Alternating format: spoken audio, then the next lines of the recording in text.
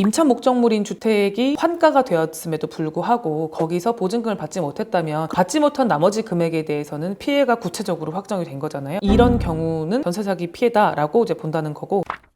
안녕하세요. 오늘 여러분들한테 공유드리고 싶은 내용은 전세 사기 피해자가 개인회생을 할 때 주의사항이에요. 전세 사기 특별법이 생겨서 이런 경우에는 전세 사기 피해로 규정을 하고 또는 그거에 대해서 이제 구제하는 방안을 이제 마련을 해두고 있는데, 전세 사기 피해자의 경우에는 이제 개인회생에서 어떤 식으로 취급을 받고 확실하게 전세 사기 피해자로 인정받으려면은 어떤 요건들을 갖춰야 되는지 이런 부분들을 좀 정리를 해드리려고 해요. 전세 사기 피해자는 특별법상 전세 사기 피해자 등 결정을 받거나 그에 준하는 경우를 말하는데요. 먼저 대항력 확정일자가 있어야겠죠. 그리고 임대차 보증금의 경우에는 3억 원 이하로 규정을 하고 있고, 시도별 여건 및 피해자의 여건을 고려해서 5억 원까지는 상향이 가능하다라고 예외를 두고 있습니다. 절차적인 요건은 다수의 임차인에게 피해가 발생했거나 또는 그런 발생이 예상되거나 하는 경우를 의미할 수 있고요. 그리고 임대인의 보증금 반환 불이행 의도를 의심할 만한 상당한 이유가 존재해야 합니다. 예를 들어서 임대인에 대한 수사가 개시되었다든지 임대인의 기망 행위가 어느 정도 드러났다든지 하는 그런 경우들을 말할 수 있겠죠. 전세 사기 가해자가 기소되거나 기소 의견을 받은 경우가 있는데요. 법원이 만약에 형사 사건이 진행이 된 경우에는 법원에 관련 판결문이 있겠죠. 또는 민사 사건에서 전세 보증금 반환 소송에서 어느 정도 임대인의 기망 행위가 판결문에 드러나 있는 경우가 있을 수 있겠죠. 그리고 경찰에서 이 임대인의 그 전세 사기 혐의가 좀 어느 정도 명백하다는 취지로 기소를 했다면 그 의견에 대한 송치서가 있을 거고요. 그리고 고소 고발을 피해자를 제외한 제3자가 만약에 고발을 했다면 그 결정에 대한 결과 통지서가 있을 수 있고요. 또는 국토교통부에서 고발 조치서가 있을 수 있습니다. 그래서 참고로 사건, 사고, 사실 확인원을 받은 것만으로는 진행이 불가합니다. 세 번째로는 임차주택의 경매가 완료되었는데도 전세보증금을 반환받지 못한 상태로 해당 부동산의 인도가 완료된 경우가 전세사기 피해의 핵심 요건인데, 이 말은 결국에는 임차 목적물인 주택이 환가가 되었음에도 불구하고 거기서 보증금을 받지 못했다면 사실상 이분이 받지 못한 나머지 금액에 대해서는 피해가 구체적으로 확정이 된 거잖아요. 이런 경우는 전세 사기 피해다라고 이제 본다는 거고, 임대인이 파산 선고 또는 회생 절차 개시 결정을 받은 경우에는 전세 보증금의 청산 가치를 0원으로 산정하고 있습니다. 다섯 번째 주의사항은 우선 변제권이 있더라도 배당 가능성이 불분명한 경우가 있을 수 있죠. 예를 들면 임차인이 1순위인데 임차 목적물의 가치가 너무 낮아서 배당이 되더라도 배당 금액이 적거나 또는 굉장히 오랫동안 유찰에 대해서 사실상 경매 절차가 진행이 되게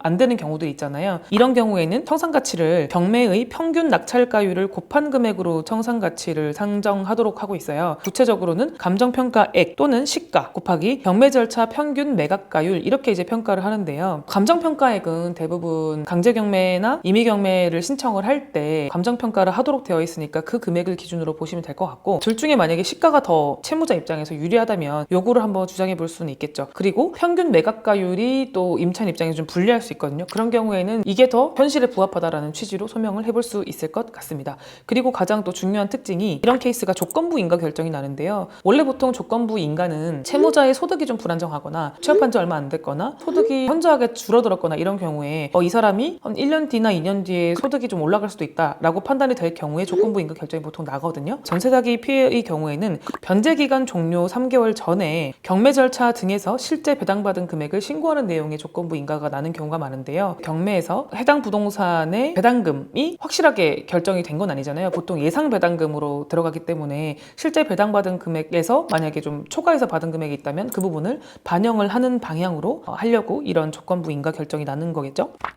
오늘은 전세 사기 피해자가 개인회생을 신청할 때 어떤 특징이 있고 또 어떤 부분을 주의하셔야 되고 또 어떤 서류가 필요하고, 이런 서류로는 전세 사기 피해를 인정받을 수 있고 이런 서류는 인정받을 수가 없다, 이런 부분까지 제가 설명을 드려봤는데요. 전세 사기 피해자 입장에서는 이런 부분을 좀 판단하기가 어려우실 수도 있을 것 같아요. 이런 부분에 대해서 문의를 주시면 이거는 요건이 해당할 것 같습니다, 이렇기 때문에 이제 빨리 좀 정리가 될 것 같습니다 라는 부분을 좀 설명을 드릴 수가 있을 것 같으니까요. 문의사항이 있으신 분들은 댓글 달아주시면 거나 또는 저희 사무실로 연락을 해주시면 저희가 답변을 드리도록 하겠습니다. 네, 감사합니다.